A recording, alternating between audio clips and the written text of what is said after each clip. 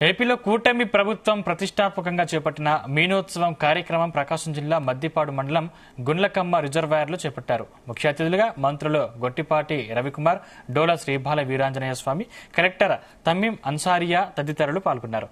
20 లక్షల చేప పిల్లల్ని గుండ్లకమ్మ రిజర్వాయర్లోకి విడుదల చేస్తున్నామని జిల్లా కలెక్టర్ తెలిపారు. ఇసుక దోపిడీదారులకు బలైపోయిన గుండ్లకమ్మ రిజర్వాయర్ను త్వరితగతిన పూర్తి చేసి మత్స్యకారులకు, రైతులకు కూటమి ప్రభుత్వం అండగా నిలిచిందని మంత్రులు తెలిపారు. కూటమి ప్రభుత్వం చొరవతో గుండ్లకమ్మ రిజర్వాయర్ మళ్లీ పూర్వ వైభవం సంతరించుకుందంటున్నారు.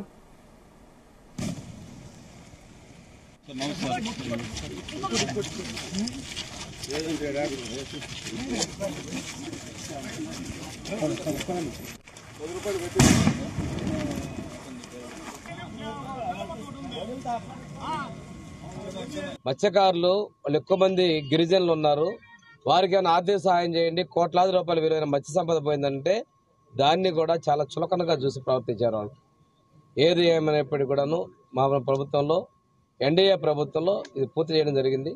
చంద్రబాబు నాయుడు గారు కూడా దీనికి సంబంధించి మధ్యలో నిధులు విడుదలలో కూడా లేట్ అయిన సందర్భంలో కూడా చొరవ తీసుకొని ఇచ్చారు. ఈ విషయంలో ముఖ్యంగా మన విద్యుత్ శాఖ మంత్రులు రవి గారు, అదేవిధంగా నేను, మన జిల్లా అధికారులు అందరూ కూడా చొరవ తీసుకున్నారు.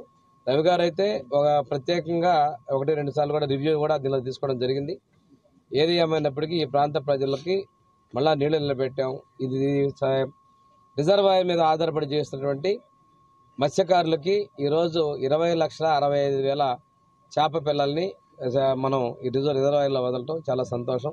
మనం దాదాపు ఇప్పుడు 3 టీఎంసీ నీళ్లు నిలబెట్టాం. ఇంకొకటే చిన్న పని ఏంటంటే దీని కింద ముంపుగా ఆధారపడిన గ్రామాలు ఒక 10-12 ఉన్నాయి. వాటిలో చిన్న చిన్న సమస్యలు ఉన్నాయండి. ఇళ్ల స్థలాలు రాక చాలా మంది చిన్న చిన్న కుటుంబాలు, ఎస్సీలు, ఎస్టీలు ఇట్లాంటి వాళ్ళు కొంతమంది ఉన్నారు. వాళ్ళకి ఇళ్ల స్థలాలు ఇవ్వాల్సింది ఉంది. దీని తర్వాత